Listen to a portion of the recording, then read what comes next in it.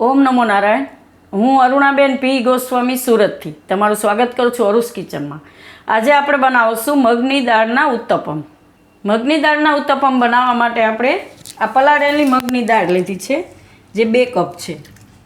એટલે આપણે પોણો કપ જેટલી પલાળી હોય કે 1 કપ, તો આટલી બધી ફૂલીને થઈ જાય છે એમ. તો આને આપણે સાંજે પલાળી દઈએ તોય હાલે ને 5-6 કલાક પલાળી તોય પલળી જાય એમ. આપણે 1 ગાજર લીધું છે છીણીને, 1 મોટું ટમેટું આપણે લીધું સુધારીને, થોડાક આપણે લીલા ધાણા લીધા છે અને 2 લીલી ડુંગળી આપણે લીધી. આની જગ્યાએ તમે સૂકી ડુંગળી નાખી શકો એમ.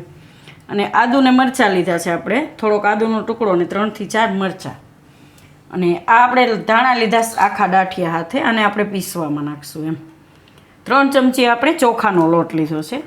મીઠું જોશે આપણે સ્વાદ પ્રમાણે. જો તમારી પાસે ચોખાનો લોટ ન હોય તો તમે રવોય નાખી શકો થોડોક એમ.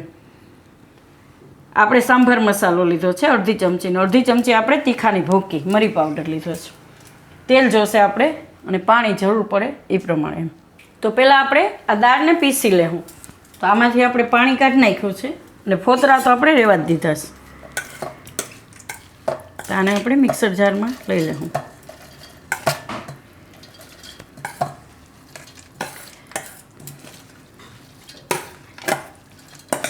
આને તમે સાંજે બનાવી શકો, ડિનરમાં બનાવવું હોય તો, અને નાસ્તામાં પણ બનાવી શકો એમ. કે દાળ પલાળીને રાખીએ એટલે એનો વાર નથી લાગતી બનતા એમ, ફટાફટ થઈ જાય. આમાં આપણે આદુને મરચાં નાખી દેવું,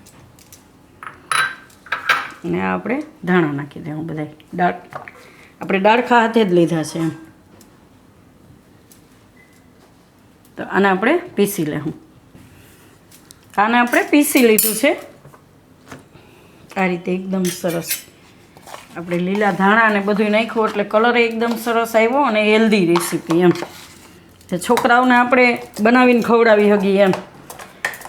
નાના છોકરાઓને બનાવીને ખવડાવી શકીએ તો આપણે મરચાં નહીં નાખવાના એમ. આ રીતની આપણે પેસ્ટ બનાવી લેવાની. આને આપણે કાઢી લેવું.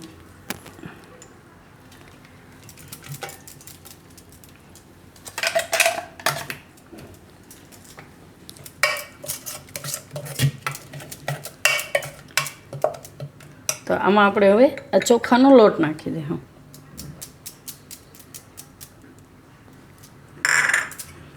મિક્સ કરી લઈશું.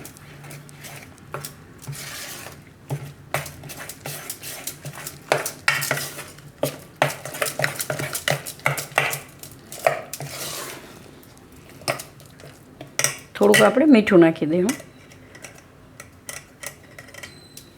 આમાં આપણે થોડુંક પાણી નાખીશું, કેમ કે ચોખા હોય એટલે પાણી પીવે.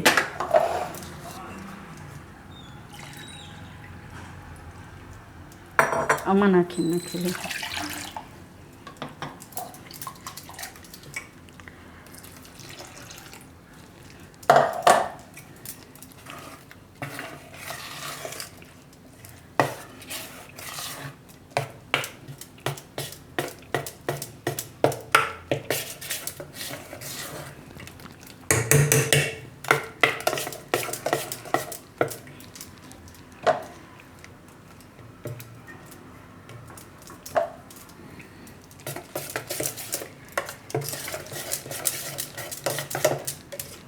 આ રીતે આપણે ખીરું બનાવવાનું. હવે આને આપણે ઢાંકીને રાખશું 5 મિનિટ માટે, બહુ વધારે નહીં. કે ચોખા જેટલું પાણી પીવું હોય એટલું પી લઈએ, તો પછી આપણે જરૂર પડે તો પાણી નાખવાનું. આમાં આપણે ખાલી 1/2 કપ પાણી નાખ્યું છે. તો આને ઘડીક વાર રહેવા દઈએ. આપણે 5 મિનિટ જેવું થઈ ગયું છે, તો આપણે જોઈ લઈએ એકવાર એમ.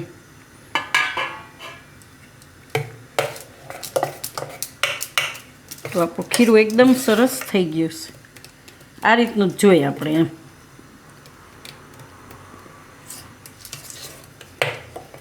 અને આપણે આ તવીને ગરમ કરવા મૂકી દીધીશ, તો થોડીક વાર થવા દેવું. તો આપણે આ તવી ગરમ થઈ ગઈ છે. હવે આપણે ગેસને ધીમો કરી દઈશું. થોડુંક આપણે આમાં તેલ નાખીશું. આ રીતે ફેલાઈ દેવાનું.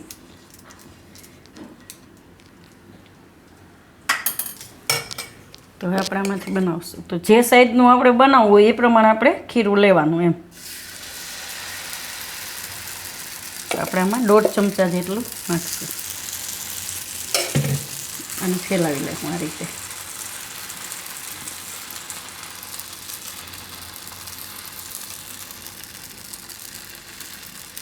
ગેસ આપણે હાવ ધીમો કરી દીધો.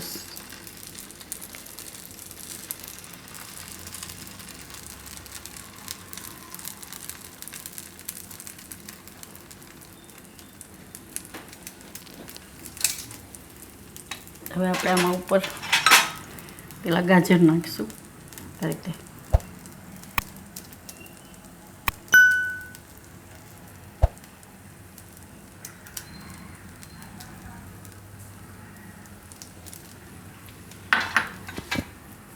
હવે ડુંગળી લીલી નાખશું.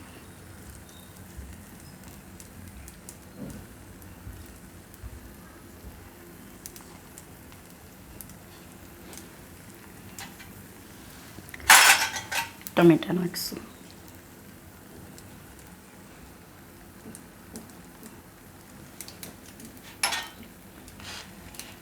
આ રીતે આપણે દબાઈ દઈએ.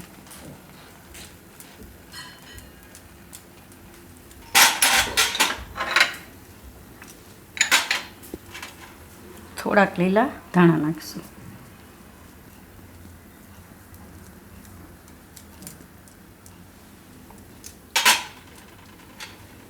તીખાની ભૂકી છાંટશું થોડીક આ રીતે. મરચાં આપણે અંદર પીસવામાં નહીં ખાતા, એટલે શું છે કે ટેસ્ટ આવી જાય પણ મોઢામાં ન આવે. થોડોક આપણે આ સાંભારનો મસાલો નાખશું. બહુ ટેસ્ટ સારો આવે છે આનો.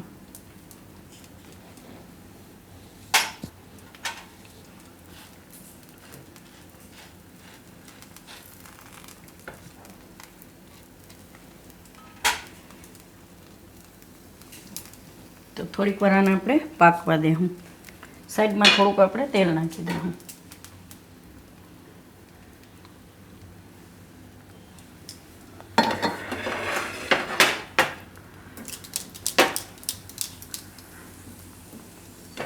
અને આપણે ઢાંકી દેવું થોડીક વાર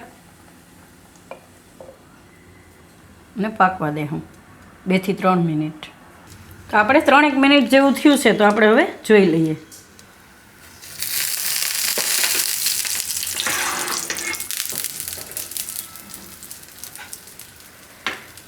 આ રીતે આપણે ફેરવીને જોઈ લેવાનું. એકદમ સરસ થઈ જાય છે બધી બાજુથી, કે ચોટેલું ન હોવું જોઈએ એમ.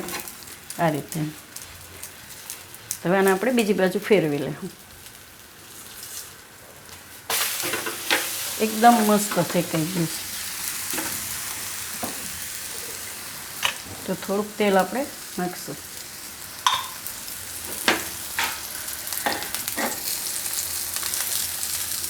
બીજી બાજુએ આપણે થોડીક વાર પાકવા દઈશું.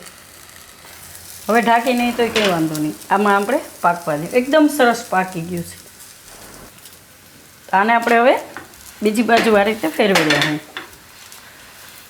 આ રીતે ફરવા માંડે એટલે સરસ થઈ ગયું એમ. બધી બાજુ આ રીતે ફરવા માંડશે. એકદમ સરસ થઈ ગયું છે. આને આપણે કાઢી લેવું પ્લેટમાં.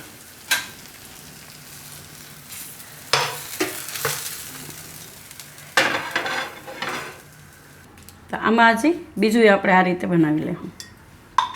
બીજી બાજુ થોડુંક ધ્યાન રાખવાનું, કેમ કે એ જલ્દી પાકી જાય છે. તો આ રીતે ઉપર આપણે ધાણા ને એ બધું હોય એ આ રીતે થોડુંક કાળું પડી જાય એમ. તો થોડુંક વહેલું ફેરવી લેવાનું એમ. તો બીજું આપણે એ જ રીતે બનાવી લેવું. તો આ આપણે 3 બનાવી લીધા છે આ રીતે. એકદમ સરસ, નાસ્તામાં બેસ્ટ એમ. તૈયાર છે આપણા મગની દાળના ઉત્તપમ. જો તમને મારી આ રેસીપી પસંદ આવી હોય તેને લાઇક કરજો, શેર કરજો અને મારી ચેનલને સબસ્ક્રાઈબ કરજો. અને બેલ આઇકન દબાવવાનું ના ભૂલતા. કમેન્ટ કરીને કહેજો કે તમને કેવા લાગ્યા મગની દાળના ઉત્તપમ.